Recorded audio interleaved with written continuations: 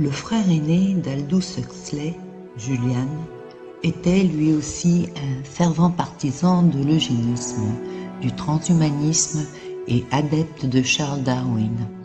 Il a écrit « Une fois pleinement saisi les conséquences qu'implique la biologie évolutionnelle, l'eugénisme deviendra inévitablement une partie intégrante de la religion de l'avenir, ou du complexe de sentiments quel qu'il soit, qui pourra dans l'avenir prendre sa place dans la religion organisée. Et aussi, les éléments de base de la transmission et de la transformation culturelle sont psychologiques. C'est comme ça qu'on change. Depuis des temps immémoriaux, les rituels de haut degré ont été mis en pratique pour changer la réalité. Le rituel est un psychodrame spirituel de la conscience. C'est une mesure délibérément prise pour faciliter les changements de tout l'environnement mondial, à commencer par le paysage mental des gens eux-mêmes, l'endroit où les rêves font naître la réalité. L'humanité a cet immense pouvoir créateur. Le véritable but du rituel, c'est de modifier l'esprit. Ce drame se joue à votre insu et dans lequel vous êtes le public et aussi le participant. Le but de celui-ci est d'activer des parties de votre esprit qui ne le sont pas en temps normal. Ces rituels facilitent la mécanique du changement par des mécanismes spécifiques. Ils sont des véhicules qui entrent dans les esprits. Tous ces symboles créent lors de leur transmission un langage par lequel vous, les profanes qui en êtes ignorants, communiquent après leur lancement dans la société. Ce nouveau langage donne une nouvelle compréhension à travers des définitions que ces rituels génèrent. Ils introduisent un mode de vie et une vision du monde différent. Cette programmation, c'est un guide de croyance et de mise en action qui permettent aux profanes à son insu de devenir un membre complet de la nouvelle société qu'ils mettent en place pour leur agenda final de l'ordre mondial par la soumission totale de l'humanité. Le rituel est effectué sans que les participants soient informés qu'ils y participent et de sa réelle signification. Les nouveaux modèles de pensée et le lexique verbal sont sans cesse martelés par tous les médias existants, qu'on en soit conscient ou pas. Un rituel d'initiation se fait en 3 étapes, que les francs-maçons appellent la triangulation. Voyons si tout ceci vous semblera familier. La première étape est l'isolement pour la purification. Dans cette étape, le profane est séparé du monde. Il est en grande partie éloigné des personnes, des lieux et des choses qui lui sont familiers. Il est forcé de se détacher et de s'isoler pour se purger et de se purifier. Cette séparation est la suspension des règles normales de vie auxquelles il est habitué. Cet élément-là est essentiel. La majorité de ce que le profane voit, entend, sent, touche et goûte est délibérément contrôlée. ses sens sont modifiés, limités ou privés. Mais quoi qu'il en soit, ses perceptions et ses expériences sont supervisées par le grand prêtre et les prêtresses qui dirigent le rituel pour y faire naître de nouvelles pensées.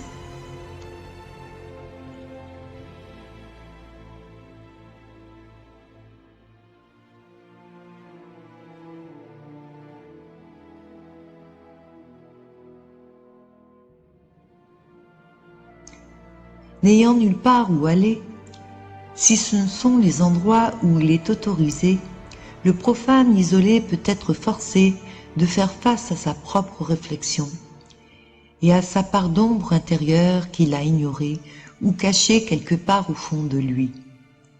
Et tout ceci devient inévitable.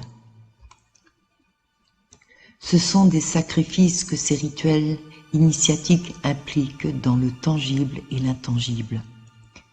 Les comportements habituels doivent être abandonnés par autorité.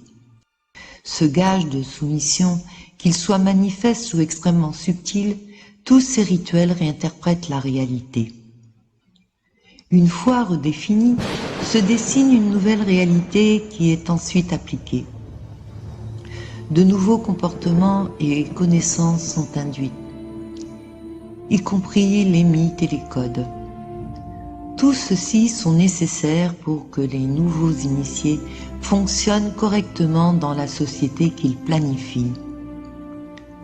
L'utilisation est une répétition typique et elle fait entrer le sortilège chez le nouvel initié. Le port du masque lors du rituel d'initiation est presque toujours nécessaire. Le masquage traditionnellement joue un rôle important dans les rituels de ce genre. Il accélère la suppression de l'ego pour faciliter la mort de l'ancienne identité avant la manifestation de la nouvelle qui sera soumise. La peur conditionne et fait partie de l'ingénierie sociale. Quant au traumatisme, c'est un autre aspect clé du rituel cérémonial d'initiation. Il est utilisé pour personnaliser la peur de la mort. L'acte de mourir est joué cérémonialement. L'obscurité au-delà de l'obscurité est l'entrebâillement de la porte des abîmes. Ce n'est qu'après la mort ritualisée que le profane peut symboliquement ressusciter et renaître à nouveau. Bien que ce processus soit tout à fait coordonné et sophistiqué dans la réalité, il est exécuté d'une manière délibérément confuse. Le profane est incapable de trouver un terrain mental solide à partir duquel il peut appuyer sa logique. D'où toute cette dissonance cognitive qui est constatée et cette incompréhension pour la grande majorité de l'humanité. Tout est parfaitement contrôlé malgré cette apparente désinvolture mise en exergue. La désorientation est la clé du rituel de transformation. Le timing incertain génère une anxiété, une angoisse, en lui supprimant toujours plus sa réalité, tout en le laissant de plus en plus sensible à un type de conditionnement pavlovien. Ses défenses sont de ce fait affaiblies. Quels que soient les détails les plus subtils, le mode de vie précédent est jeté comme une vieille peau à la fin du rituel. Et le changement commence.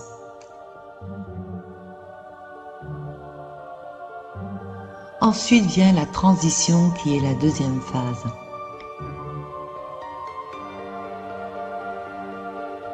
Comme l'ancienne personnalité meurt symboliquement, elle est maintenant une page blanche. Le cerveau est lavé. Elle doit faire table rase du passé. En même temps que son ancienne existence et son mode de vie meurent, le profane est progressivement reprogrammé et incorpore dans son nouvel environnement, réformé et reconstitué, vers le nouveau monde qui l'attend, au bout du tunnel. La prochaine étape est la phase finale du rituel de transformation, c'est-à-dire l'intégration.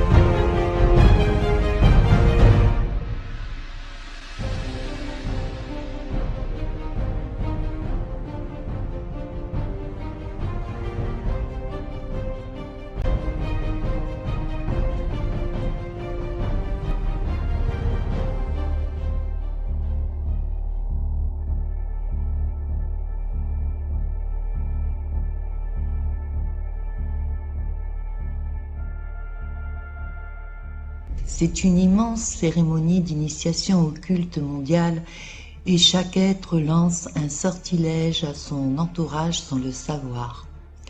C'est l'initiation symbolique des peuples de la Terre et de leur nouvelle position dans l'ordre des mondiales qui rejette la partie christique de chacun d'entre nous, afin de mettre l'humanité sous le joug total de l'élite démoniaque occulte. Le port du masque sur la bouche, c'est aussi un gage de soumission. Sur le plan ésotérique, le rituel de masquage est spécifiquement conçu pour inverser l'ordre hiérarchique mis en place aux origines par la source créatrice elle-même. Dans sa hiérarchie, vous êtes les représentants souverains de sa parole sur cette terre. Vous êtes les messagers de son royaume et votre mission est de transmettre sa parole de vérité aux autres afin qu'ils puissent s'y associer. La connaissance éveille.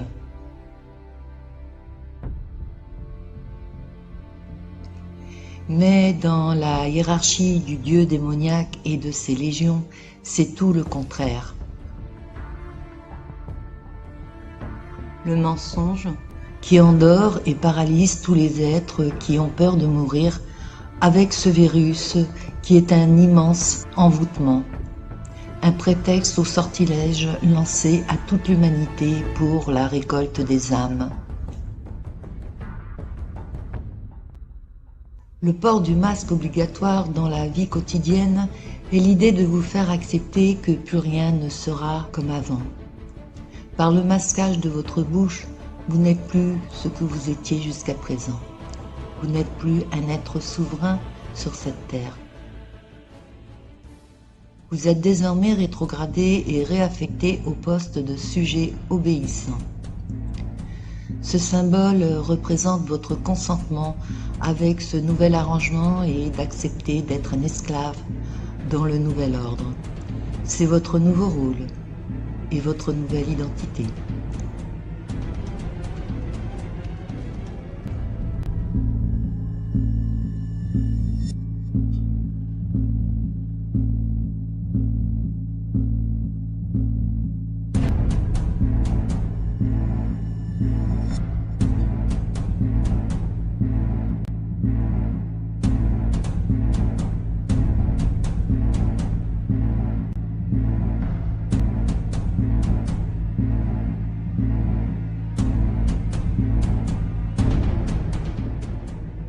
Lorsque vous mettez docilement le masque sur votre bouche, vous dites aux élites noires que vous admettez que vos paroles n'ont plus aucun but ni aucune pertinence dans cette vie. Vous acceptez de ne plus avoir aucun droit et de vous taire. Votre seul objectif est désormais d'obéir à leurs commandements sous peine d'être puni.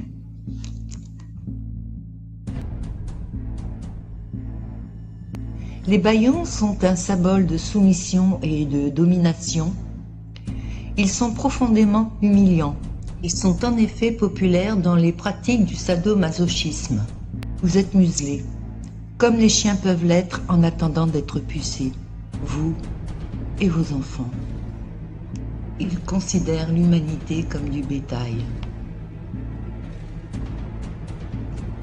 Dans la magie noire, la victime n'a pas besoin de connaître le sens derrière ce qu'on lui dit de faire.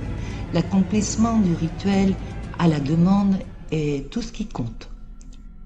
Dans la Bible de Jean, verset 2,18, il est dit « Petits enfants, c'est la dernière heure, et comme vous l'avez appris, un antichrist vient. Il y a maintenant plusieurs antichrists. Par là, nous connaissons que c'est la dernière heure. Alors, ils sont sortis du milieu de nous, mais ils n'étaient pas des nôtres. Les médias et les fausses oppositions vous le prouvent chaque jour. Ils sont les enfants de Satan, père de tous les mensonges. Dans les rites occultes, la victime qui porte le masque est en association directe avec celui-ci. Cette force spirituelle l'expose au danger d'être affectée par lui. Elle peut subir un changement psychique, comme lors des transes, et assumer le caractère ésotérique qu'il représente. Les légions démoniaques ont créé une armée d'automates programmés qui prennent leurs rituels tellement au sérieux qu'ils se sentent personnellement et physiquement menacés. Ils ne voient plus toutes les contradictions. Ils sont en guerre envers tous ceux qui ne veulent pas participer intuitivement à cet envoûtement. L'interprétation ésotérique du bâillonnement obligatoire est directement liée au symbole du silence, qui est aussi ancien que l'occultisme.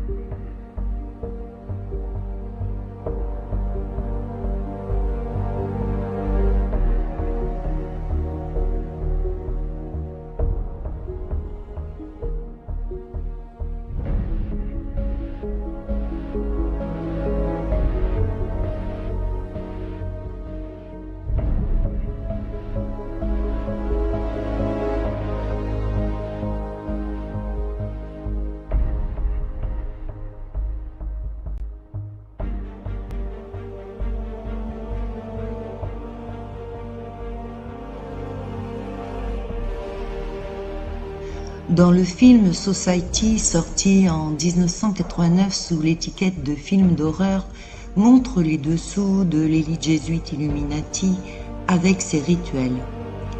Il est une référence au culte dionysiaque et orgiaque qui se traduit par des rituels de sacrifice humain, de pédophilie, de cannibalisme, de la traite de l'être humain, de la prostitution et de toutes sortes de chantages et toutes les monstruosités dont elle est coutumière. Ce film affiche clairement le mode de vie de ces élites noires.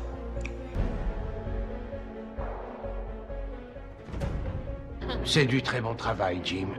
Je suis vraiment heureux de pouvoir contribuer au bonheur de la société. Vous aussi, jeune homme. Vous avez un brillant avenir qui s'offre à vous. Nous pourrons sans doute vous permettre d'entrer dans une grande école à Washington.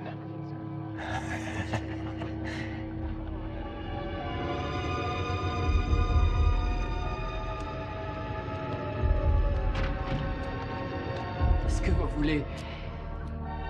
Tu vois, Billy, je t'ai toujours dit. Je suis pour ce genre de réunion à 100%.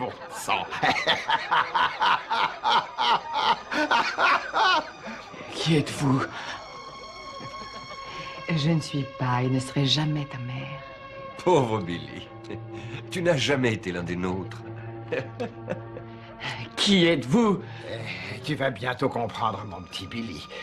Tu es d'une race différente de la nôtre. Tu n'es rien, tu es moins que rien. Tu ne vaux rien du tout. Oh. Et tu n'es pas des nôtres, tu comprends? Il faut venir au monde dans notre société. Ah, d'où venez-vous, mon Dieu? Non, non, nous ne sommes pas des envahisseurs venus de l'espace. Non, ne crains rien. En réalité, nous sommes bien d'ici. Tout comme toi et tous les autres. Ce n'est pas si compliqué. Il faut savoir choisir son camp, c'est tout. Vous êtes tous cinglés.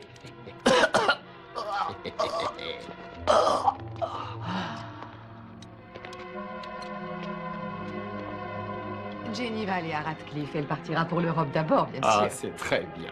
Nani, vous avez vraiment beaucoup de chance. Jenny est une vraie beauté. Sa peau est tendre. Oh, elle a un maintien si naturel. Oui, Jim et moi avons la chance inouïe de profiter de ses charmes. Elle est merveilleuse. Mesdames et messieurs, ce soir, nous avons un gibier de choix. Blanchard. Après une mise en appétit, nous aurons droit au plat que nous attendons tous depuis si longtemps. Un merveilleux spécimen dans la fleur de l'âge.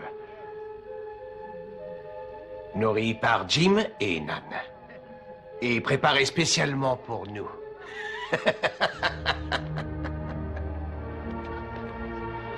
Billy!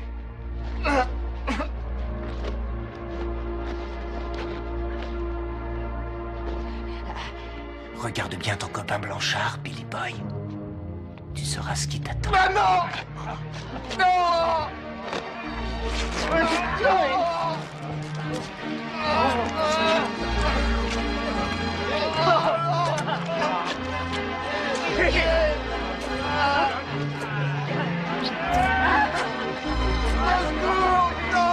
Membre de notre société. Regardez-le, il vient de Beverly Hills. Sa descendance remonte au général Jules César et à Gengis Khan. Je vous présente notre grand chasseur, le champion de cette soirée, Ted Ferguson, le grand Manitou.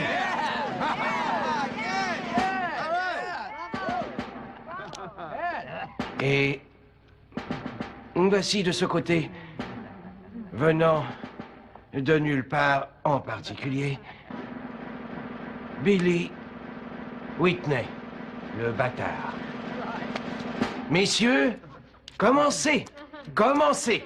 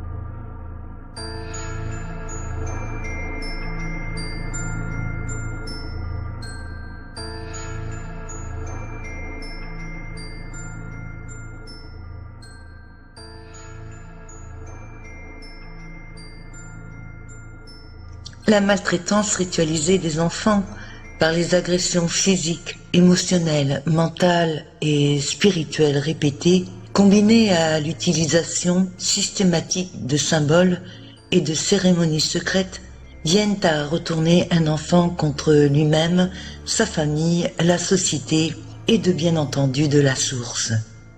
C'est la guerre entre le bien et le mal absolu, où toutes les valeurs sont systématiquement inversées par les entités néfastes qui dirigent la planète en sous-main et qui sont à la tête de l'OMS, l'ONU et l'UNESCO.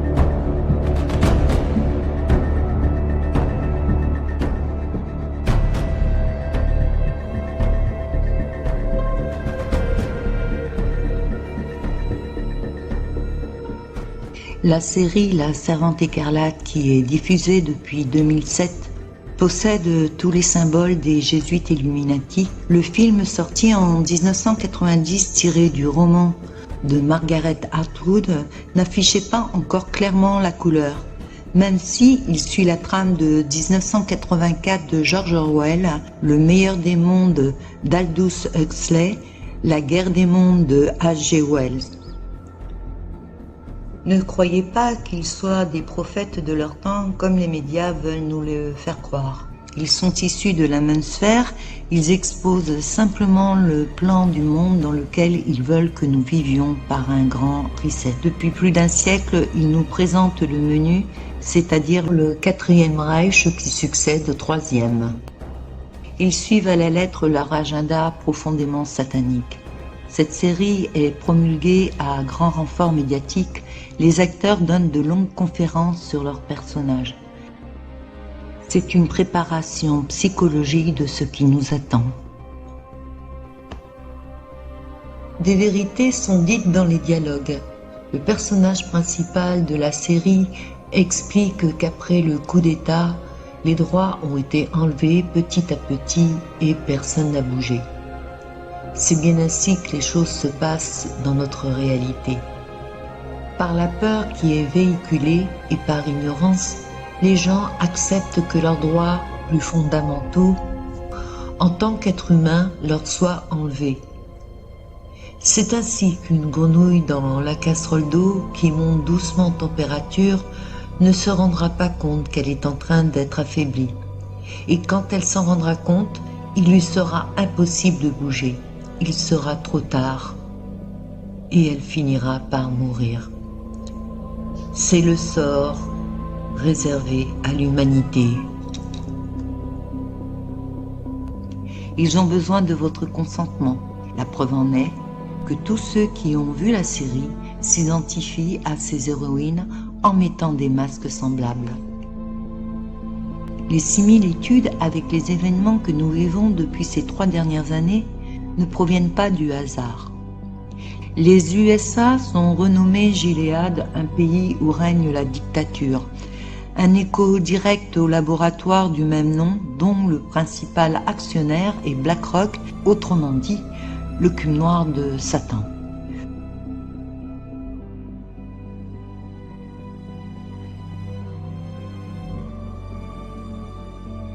Le logo Illuminati de l'œil qui voit tout est présent et il est affiché sur la télévision de l'État totalitaire de Gilead.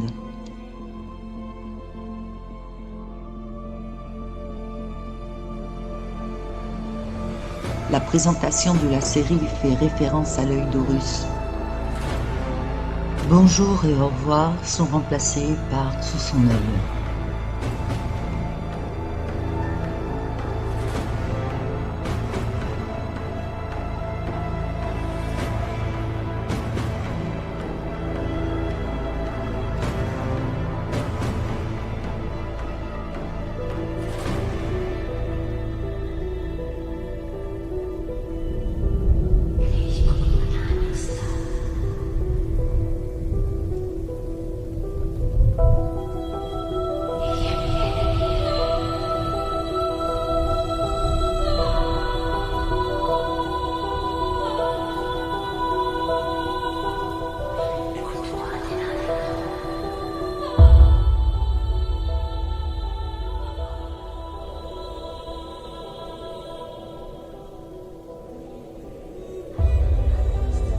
Les femmes sont soit des épouses, soit des servantes, soit des génitrices. Les hommes sont tous autant victimes de cette dictature que les femmes. Ceux qui ne font pas partie de l'élite doivent servir l'armée, se charger de surveiller et de contrôler la population sont appelés l'œil. Ils sont privés de femmes, jusqu'à ce qu'ils aient fait leurs preuves. Seule la position sociale peut assurer une vie de couple et la chance d'avoir des enfants. Dans cette dictature, la pédocriminalité n'en est plus une. Elle est implicitement acceptée et faisant partie des mœurs par l'union de petites filles programmées pour être mariées à des hommes largement plus âgés qu'elles.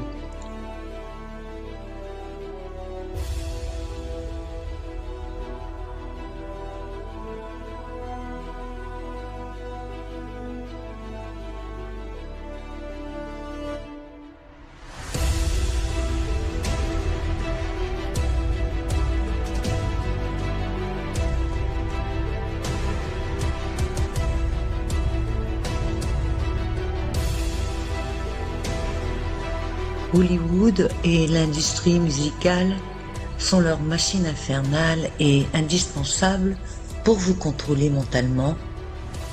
Vous êtes subtilement conditionné par les scénarios et les symboles kabbalistiques de ces agents de l'ombre qui frappent votre inconscient.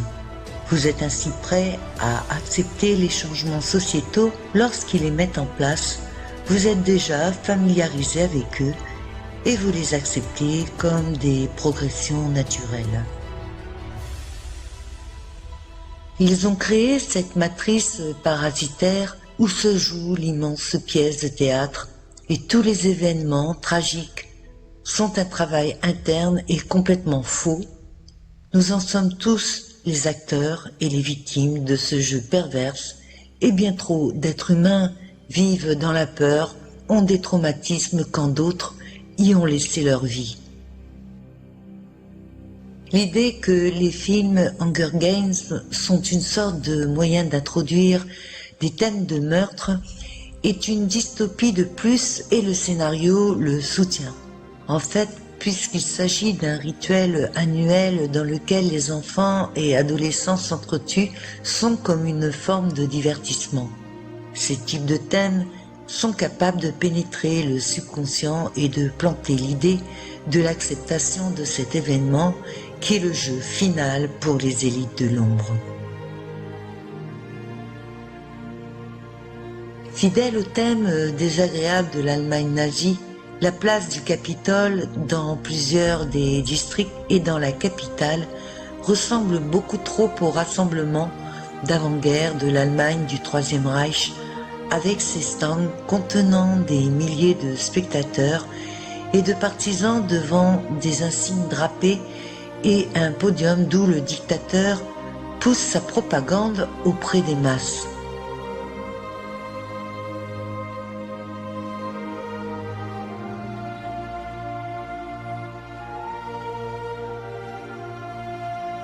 Une autre scène représente l'entrée du village de la Victoire, qui rappelle étrangement l'entrée du camp de concentration nazi d'Auschwitz.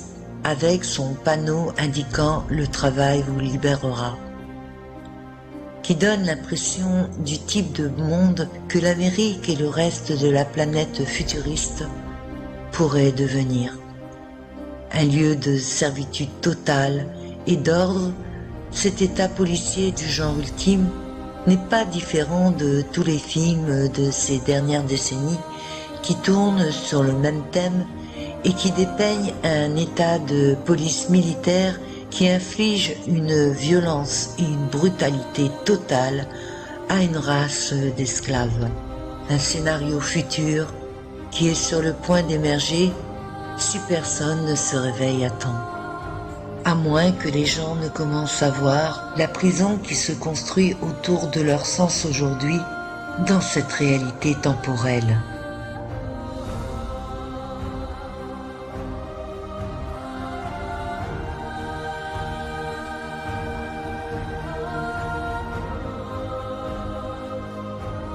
Les nazis ont une histoire riche avec un symbolisme occulte et vous pouvez voir comment la répétition de messages et de symboles poussant à avoir son effet sur les masses en lisant l'histoire des Allemands avant la Seconde Guerre mondiale.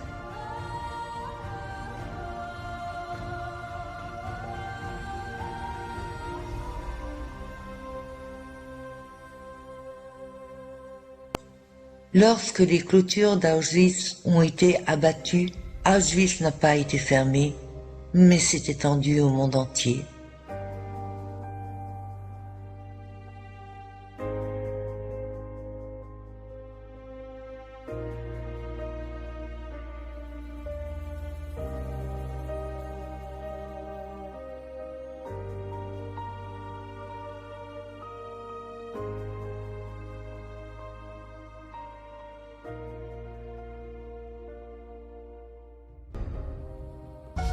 Ce n'est pas une défaillance de votre téléviseur. N'essayez donc pas de régler l'image. Nous maîtrisons à présent toute retransmission. Nous contrôlons les horizontales et les verticales. Nous pouvons vous noyer sous un millier de chaînes ou dilater une simple image jusqu'à lui donner la clarté du cristal et même au-delà. Nous pouvons modeler votre vision et lui fournir tout ce que votre imagination peut concevoir. Pendant l'heure qui vient, nous contrôlons tout ce que vous allez voir et entendre.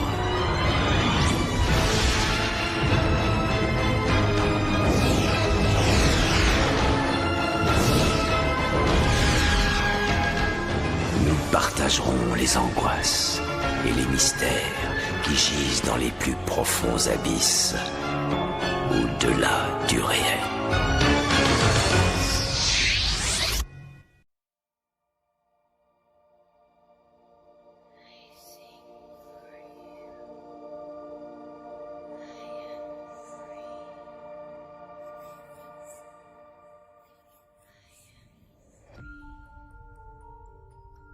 La télé est le média le plus performant pour conditionner les populations. Il a permis jusqu'à nos jours d'accéder au subconscient pour y introduire de nouveaux concepts. Le matraquage médiatique audiovisuel qui utilise certaines stratégies vise à favoriser les modifications des croyances. L'ingénierie sociale s'est développée dès les années 30 et plus particulièrement à l'après-guerre. Elle a connu une accélération dès l'arrivée de la télévision. Sa facilité à l'obtenir n'a eu qu'un seul objectif, la manipulation mentale, pour annihiler la réflexion et les modes de pensée. L'hypnose qu'elle génère est d'effacer progressivement certains programmes mentaux existants et de les remplacer par de nouveaux, comme sur un ordinateur.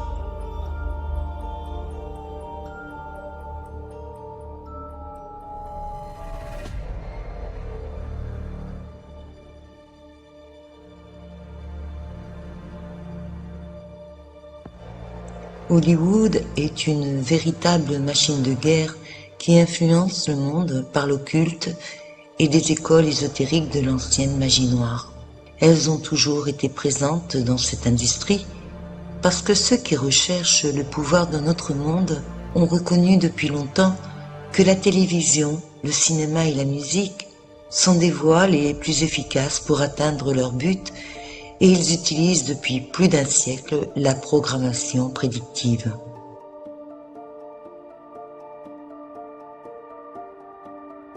Les indices apparaissent par des symboles subliminaux qui s'infiltrent dans le subconscient. Tout est mis en œuvre pour affaiblir votre pouvoir, pour faire de vous des esclaves psychologiques dont le principal ingrédient est de jouer sur les peurs et la culpabilité. De nos jours, les croyances se font et se défont en fonction de ce qui est dit par l'intermédiaire des écrans. Les élites corrompues n'auraient aucun moyen de vous influencer si l'audiovisuel n'existait pas.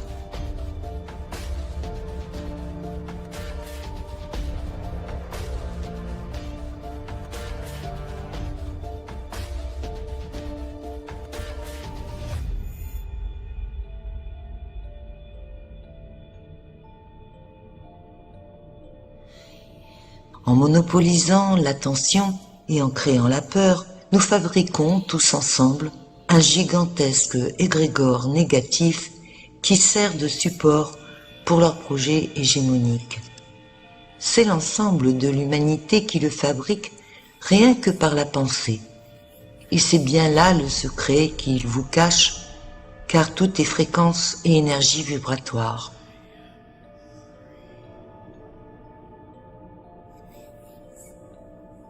Et soyez conscients que cette science spirituelle existe réellement. C'est le plus grand secret qu'ils gardent jalousement.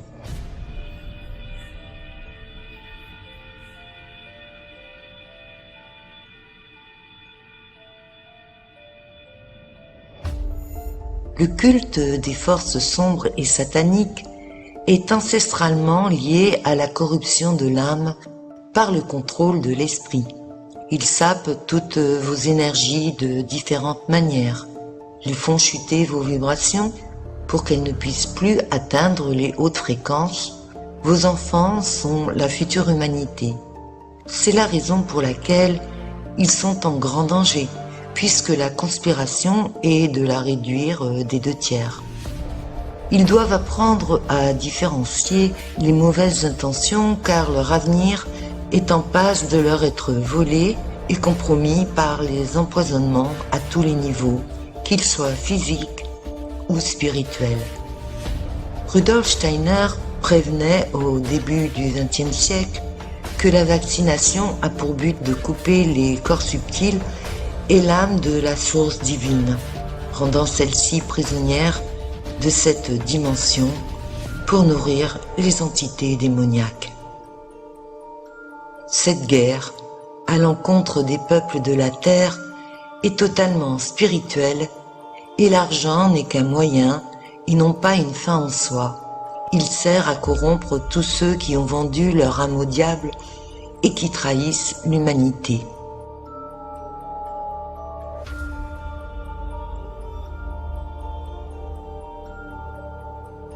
La magie noire est vraiment à la base de la possession démoniaque.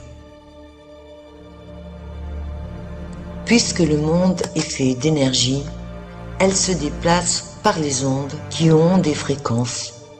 Et les rituels sataniques sont conçus pour entraîner les biofréquences énergétiques des participants avec celles d'autres entités de l'ombre, de sorte qu'il y ait une correspondance vibratoire. Une fois que celles-ci sont synchronisées et verrouillées, les échanges peuvent alors avoir lieu et l'énergie, les intentions ou les informations peuvent aller d'un être, d'un lieu ou transférer dans différentes dimensions. Cela fonctionne dans les deux sens. La personne possédée reçoit des informations de certaines entités de l'ombre. En échange, elles lui prendront également quelque chose. Ce thème de possession revient encore et encore en exposant la conspiration mondiale et qui est en cours depuis des siècles. Sous couvert de spectacles, ce sont des cérémonies qui exposent des symboles occultes puissants qui, à travers l'audiovisuel, hypnotise la planète entière. Les textes, la musique et la danse sont des ondes de forme qui créent un champ énergétique et de fréquences qui forment d'immenses égrégores. Ils transformeront la réalité vers le sens du projet des agents de l'ombre.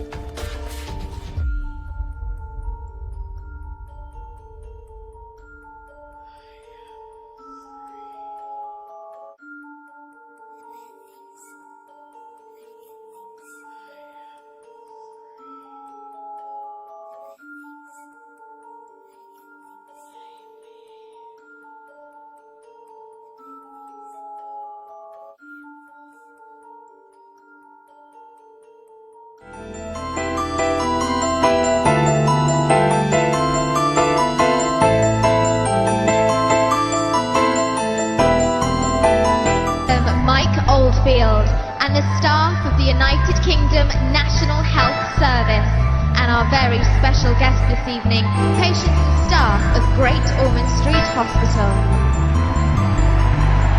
Well, certainly, as I was saying, a very special hospital.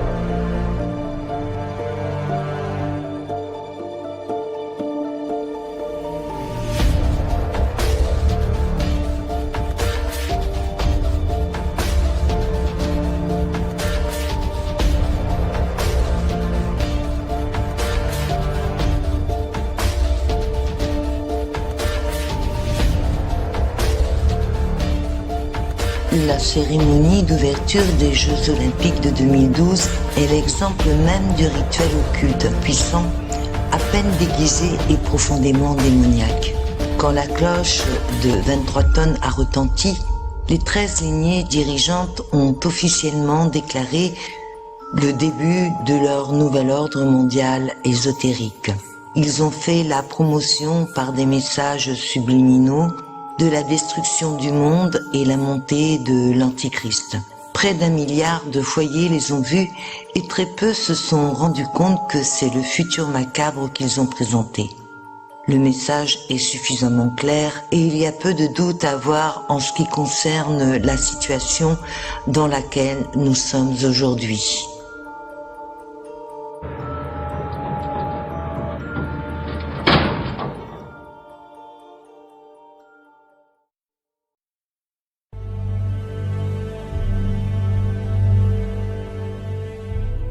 Si l'humanité veut se lever et surmonter la conspiration, nous devons concentrer notre attention sur la racine du mal et utiliser la magie blanche dans une plus grande force, c'est-à-dire l'exploitation et l'entonnoir de nos pouvoirs créatifs pour faire un monde de paix, de liberté et d'amour.